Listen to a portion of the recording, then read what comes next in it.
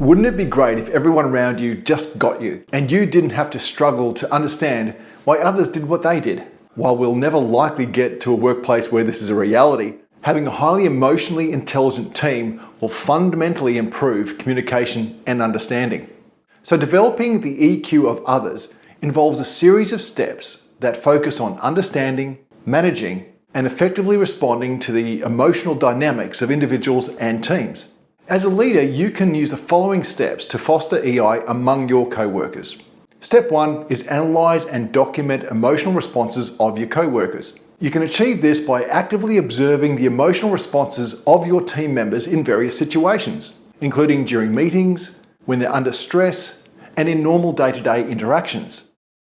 Take note of both verbal and non-verbal cues such as their tone of voice, their facial expressions and body language. Encourage an environment where your team feel comfortable giving and receiving constructive feedback. Use this feedback to gather insights into how individuals handle their emotions. With the information from observing and the feedback, you can now hold regular meetings where your team members can reflect on emotional experiences in the workplace. This could be integrated into regular team meetings or one-on-one sessions. It's important to keep a record of these observations, feedback, and discussions, ensuring, of course, confidentiality and respect for personal boundaries. This documentation will help in identifying patterns and emotional triggers, and therefore give you vital information to assist the individuals in your team with more focused and specific advice and help. Step 2 is develop a plan for identifying and responding to a range of emotional expressions. This means improving your team's emotional literacy. Training sessions can be booked to improve the team's vocabulary around emotions. This can help in accurately identifying emotions in oneself and others. During the meetings I mentioned earlier, you can develop and share strategies for responding to various emotional expressions. This could include things like de-escalation techniques or managing conflict, strategies for providing support during stressful times, and ways to celebrate successes. This time could also be used to reflect on the learning from the training sessions. Another useful technique is role-playing.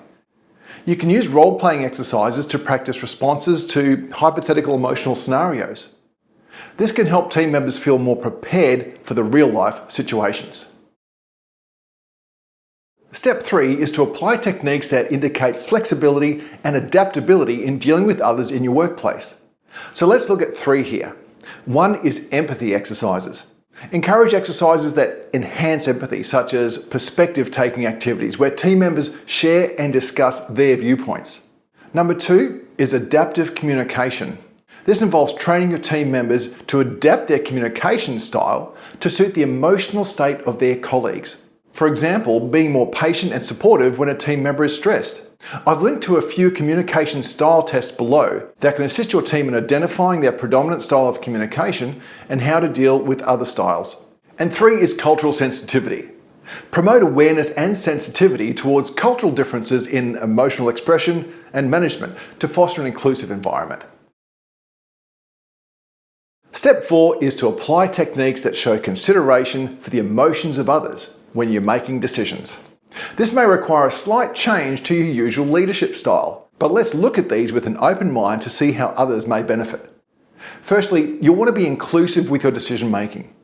Include team members in the process, especially when the decisions significantly impact them. This promotes a sense of ownership and respect for their emotions. Also, before making decisions, assess their potential emotional impact on team members, even if that's just at the mental level. Consider strategies to mitigate negative impacts or to enhance positive ones. And lastly, always strive for transparent communication. Do this by communicating your decisions clearly and empathetically, explaining the rationale behind them and addressing any emotional concerns raised by your team members.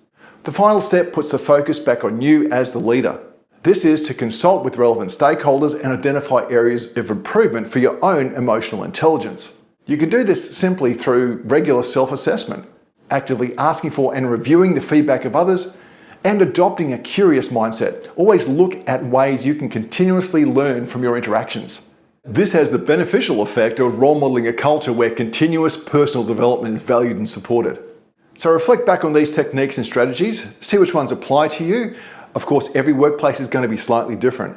So pick and choose the ones that work best for you in your environment, and hopefully you'll be able to develop the emotional intelligence of others and therefore have a way more productive workplace.